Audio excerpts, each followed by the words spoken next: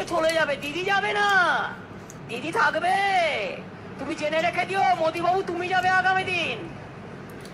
দিদিকে এক্স বলার জায়গা নেই, ওটা দিদির স্বেচ্ছা মৃত্যু, বিশ্বের স্বেচ্ছা মৃত্যুর মতো। তোমাকে তো এক্স কাল আমরা করবোই, বাংলা জিতে দিল্লিতে ঝাঁপাবো এবং তারপরে দেশ থেকে তোমাকে কি করে বিদায় করতে হয় রাজনৈতিক ভাবে সেটা আমরা দেখব। বাংলা নেবে এত সস্তা, ছেলের হাতের মোয়া, বাংলা চালাবে, দিল্লি চালাতে পারে না, লজ্জা করে না? কোভিডে একটা ইঞ্জেকশন দিতে পারে না, লজ্জা করে না? 2 বছর ধরে মানুষ মারা যাচ্ছে, গত 6 মাস কোভিড হয়নি।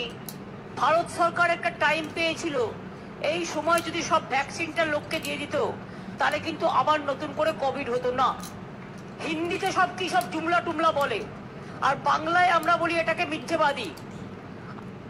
কি মিথ্যেবাদী লোক ভাই, এত মিথ্যে কথা বলে লজ্জা করে না? আপনি আর অমিত শাহ মিথ্যে বলতে বলতে দুজনে মিলে কাটাকুটি খেলছেন, মিথ্যে কথার কাটাকুটি, গ্যাজগুজ, কোনো কাজ নেই। কি মোদি তোমার ডাবল ইঞ্জিন, বেটি পড়াও বেটি বাঁচাও, 1 পয়সাও দাও না, নট এ সিঙ্গেল ওয়ান পাইস পেয়েছেন কেউ? কেউ কোনো স্কিম বলে জানেন পেয়েছেন? কেউ পেয়েছেন? কেউ পাননি। ডাবল ইঞ্জিন, ফেক সরকার, ফেক সরকার, ঢেকু সরকার। আমরা তো বাংলা মিডিয়ামে পড়ে এসেছি, পাতি স্কুলে পড়ে এসেছি, আমাদের বাবা মায়েরা ভালো স্কুলে পড়াতে পারিনি, তাতে কি আছে? আসুক কেউ তর্ক করতে, কোন ভাষা চাই, প্রত্যেকটা ভাষায় উত্তর দিয়ে দেবো। আমরা রাস্তার লোক, আমরা সিংহাসনে বসার লোক নই। সারা জীবন রাস্তা করেছি, রাস্তা পথ দেখিয়েছে, রাস্তায় রাস্তা দেখাবে, আমরা রাস্তায় রয়্যাল বেঙ্গল টাইগার।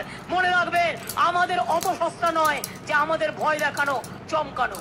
বাংলাকে গুজরাট করতে দেব না, দেব না, দেব না। আপনারা দেবেন বাংলাকে গুজরাট করতে? বহিরাগত গুন্ডারা বাংলা দখল করুক আপনারা চান? বহিরাগত গুন্ডা চাই না।